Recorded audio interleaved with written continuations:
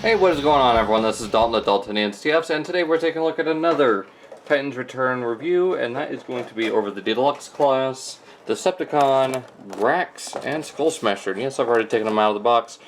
You can look here at the Crocodile mode, the, artwork on the front.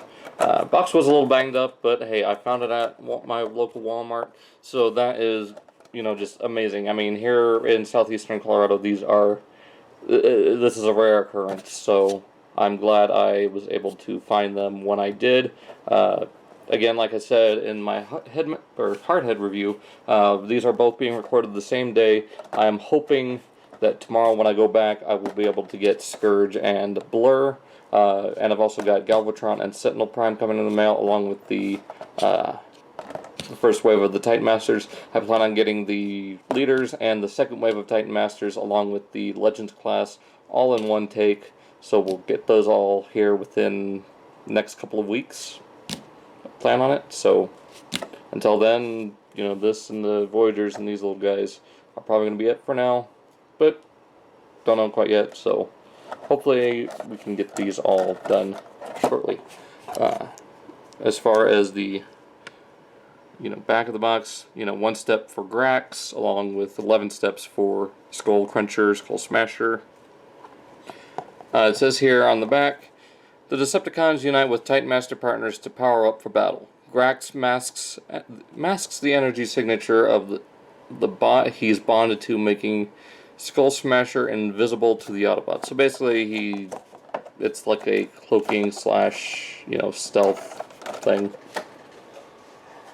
And of course you get your terrible instructions, get those out of here.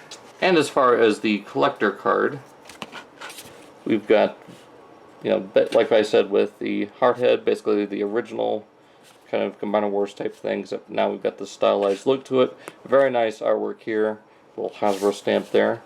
And on the back, you've got, for strength on Skullcruncher, it's a 10 with an added 3. Speed is a 3 with an added 5. And then intelligence is a 8 with an added 1. Grax is not very smart at all, it doesn't seem. And then firepower is a 5 with an added 4. So there is that. Alright, and here is Skullsmasher, aka Skullcruncher, which is what I will be referring to him as from now on, throughout the rest of the review, in Crocodile mode, and I love this thing. Not exactly as posable as I would like in most areas, but he does look really good. He is probably the larger of the deluxes we've gotten recently. Bringing in, since I'm going to be doing a Masterpiece review shortly, bringing in, Trax here. He's definitely bigger than the Reveal the Shield Trax that was released here a few years ago. So yeah, I think he measures out to be about 26 centimeters, which is roughly 10 inches, something like that. So, not bad for a deluxe. Articulation-wise, tail is on a pin and ball, or pin and, peg and peggle. Just swivels back and forth, but it does come loose very easily as far as popping off, like you just saw. Rear legs are on a ball joint and nothing else. Nothing at the other joints on the rear leg, not even. And, I've heard a few people mention, and I totally agree, the way he works in transformation, these gator paws should have flipped around the other way to form heels. Nothing really spectacular at the front legs. It's mostly just a static pose. But the one thing that is really unexpected is in the package, the crocodile head is not attached. It just pops on via a ball joint, and thanks to that ball joint, you get a lot of emotive posing out of this head, even down to the point where the mouth opens, and you can see that the teeth do overlap like a real crocodile would. And you've got, molded in teeth, molded in tongue, even the roof of the mouth, all molded in this kind of rubbery gray plastic. As far as paint, he's kind of sparse. You get a few little tempographs right here to look like the old stickers. You get some white, that kind of off-white paint here. Other than that, the only other paint is on the head where you get the red eyes and the gunmetal gray with the Decepticon tempo on, and that's pretty much it for Gator mode. A lot of this goes for robot mode. So let's go ahead and take a look at his Titan Master. One little problem with this little compartment is the door is that rubbery plastic. And it is painted, so I don't know if it's that same gray or if it's actually molded. It's hard to tell. It looks like it's been painted. There's a few little specks on it. Just open that up, and inside you've got Grax. Now before we go on to the Titan Master, zoom in here and bring out my little trusty flashlight. We actually see a lot of molded in detail in there, down to a little console screen and a few little, looks like pistons, even down to the chair. And it looks like a couple of pedals molded in. So very nicely detailed in there for something that you rarely ever see. Now on to Grax real quick. The articulation, as stated, with hard head is the same. It's ball jointed head. The arms are on little ball joints, so you don't get much movement out of them. You get your little bit out and then out straight. The hips on mine are really loose, so I might fix that up. Just have to unscrew them and then put a little bit of like floor polish or something on there. The knees do bend, but again they are joined together. Get these little nubs or holes right here, and you can just plug it in right there on the Gator arm, or like I said, with hard head all over on him, along with the leaders and Voyagers, and of course Fort Max. That's pretty much it for Grax. I mean, zooming in here, like I said before, a lot of nice details. His robot head actually is reminiscent of, Skullcruncher's head as is, but a lot of nice molded detail. You can see that they are entirely different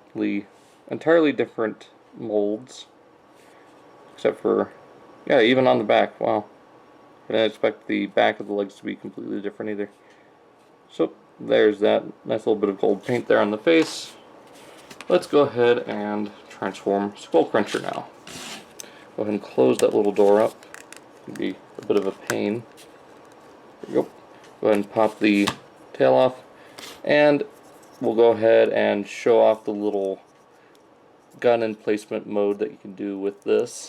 Although it doesn't really interact with the Crocodile mode at all. Flip out the little handle here. Take the gun. Actually, first you want to take Grax here.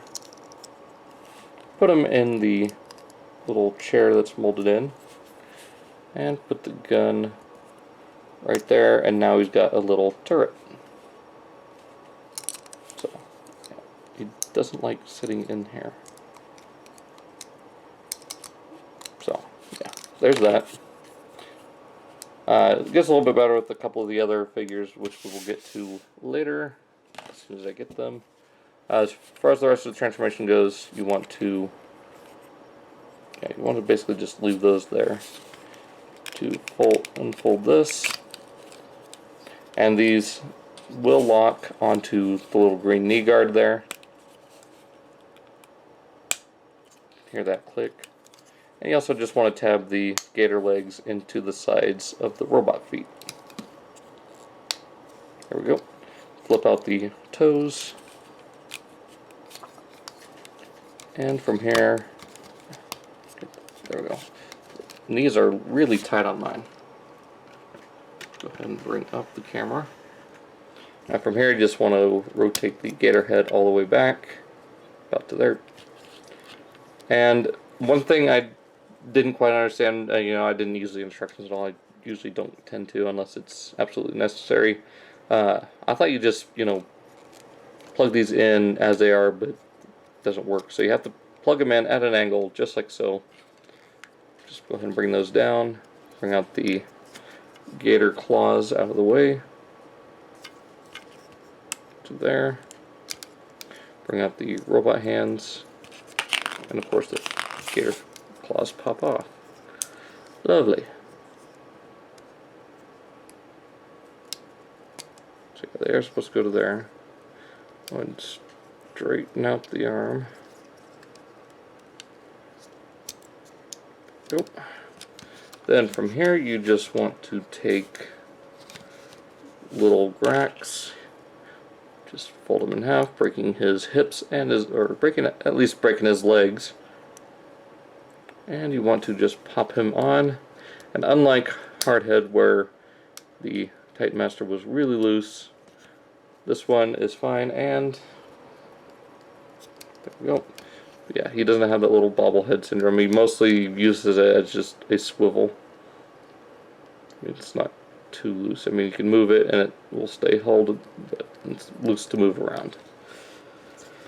So, going from here, go ahead and actually we'll go over articulation first, then we'll add the weapons. Head, you've seen, is on a ball joint, but acts more like a swivel. Shoulders are on ball joints, and what is going on over here? There we go. Shoulders are on a ball joint. Biceps are on a really tight swivel. Elbows bend 90 degrees, along with a forearm swivel. So there's that. Waist does rotate. It is very tight on mine. It does rotate, of course, 360. The hips are on ball joints. Now, out of package, they are very, very loose. I recommend either using clear fingernail polish or, Pledge the acrylic floor polish to clear. So you can use either one of those. Thigh swivels also were loose, and I did the same little treatment there. Knees are on really tight friction kind of detents. So there's that. Now, as far as his weapons go, kind of what you would expect for Skullsmasher. You get the tail that becomes a gun, sword, shield thing, and you get his little pistol, which fits in very nicely, and he looks great. Here you get to see a little bit more paint, such as the red and silver here on the chest, along with the kind of off-white, and the gold in the face, which, taking a closer look at the face, it is very strange. It is a very odd looking face on this guy. So, as far as size comparisons go, let's go ahead and bring in the previous figure that we reviewed, so I can get his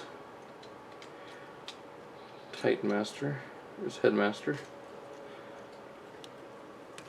So he is a little bit taller than Hardhead, which works because these guys are supposed to be bigger than the Combiner Wars figures, whereas he's pretty much the same size. They both have somewhat the same amount of weight to them. I think Skullcruncher might feel a little bit heavier. It's hard to tell. I mean, they're so close. But as far as the two, I think Skullcruncher here is the weaker of the two.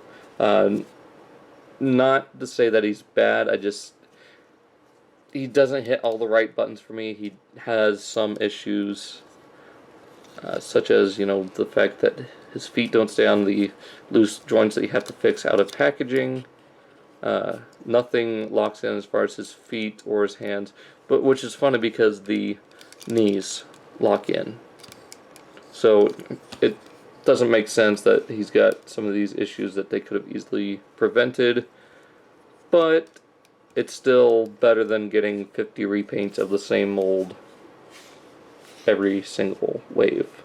So that being said, really do enjoy Skullcruncher for what it's worth. He's not bad by any means, he just has a few issues. Hope you guys enjoyed this quick little look. Hopefully, more like 20 minutes, I don't know.